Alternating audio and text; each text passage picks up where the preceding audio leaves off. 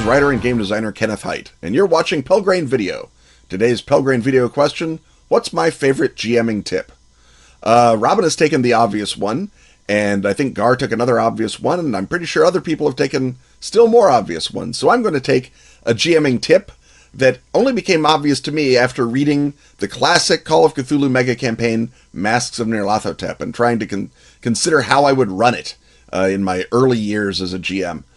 If you're not familiar, this is a globe-spanning campaign in which multiple Nyarlathotep cults are all working independently and in tandem to bring about a blasphemous resurrection and turn the world over to Nyarlathotep, a bad situation all around.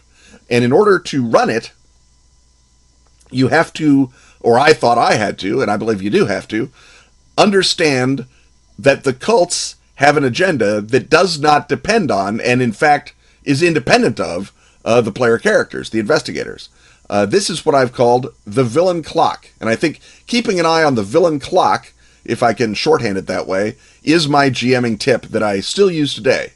And what that involves in play is knowing, first of all, internalizing as the GM, that the antagonists, and I'm not speaking of just the guy at the candy store who won't tell you where the cemetery is. I'm talking about the necromancer, the evil Templars, the Nyarlathotep cult, the vampires, whoever they are, that they have their own agenda, that they have a thing that they want to do, they have a strategy by which they will do it, and they have methods that they use in pursuit of that strategy. And to know those three things about your villain lets you play that villain both in response to player character actions, which is good and wonderful, and everyone should do that, but also independently of player actions. That if the players are in Venice, and the way to stop the villain clock is in Paris, the villain clock will keep going.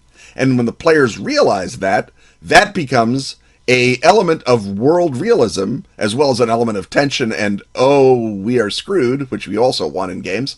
But it makes the world seem larger than just a series of 10 by 10 rooms. It doesn't look like the villains are just coloring in their plot next to the players as they move through the world. The villains have got an agenda, and that villain agenda is moving ahead whether you like it or not. Probably you don't like it.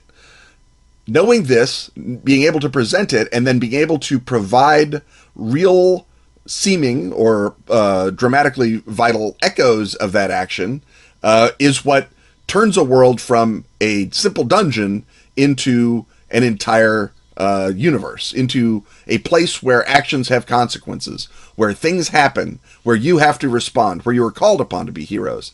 Those sorts of worlds become more interesting to the players because they have more dimensions. They become richer for you as the GM because there's more story possibilities in those worlds. And also, they promote a level of play in which the players have to think and engage with the world in order to succeed. And since that is what you want as the GM, for players to engage with the world, running a world in which engagement is necessary, I think, becomes a handy GM tip. That's the villain clock, but it could also be called the villain day planner, or the villain agenda if you're feeling Robert Ludlamy. And who isn't feeling Robert Ludlamy in these days of international brouhaha? Anyway, that was my GM tip. I'm Kenneth Hite, and you are watching Pelgrane Video.